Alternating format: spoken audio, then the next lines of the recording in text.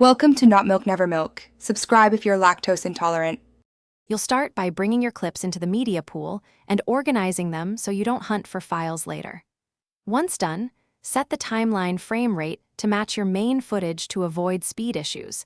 This matters for audio sync and transitions.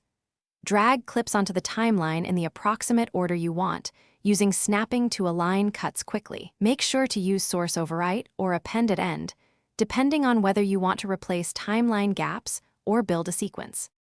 Now you refine timing. Enter trim edit mode and ripple trim to pull adjacent clips together.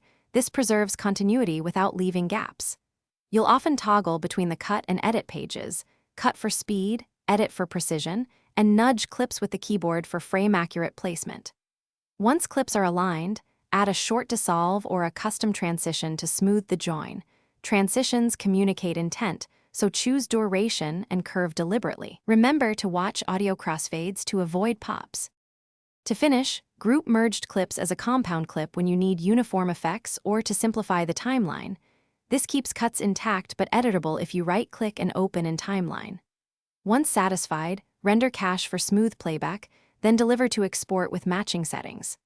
If something goes wrong, like unexpected gaps or audio clicks, make sure tracks aren't locked, snapping is enabled, and no stray empty clips remain. Undo quickly and inspect clip boundaries to correct sync or overlap issues. Thanks for watching. If this was helpful, leave a like and consider subscribing. See you next time.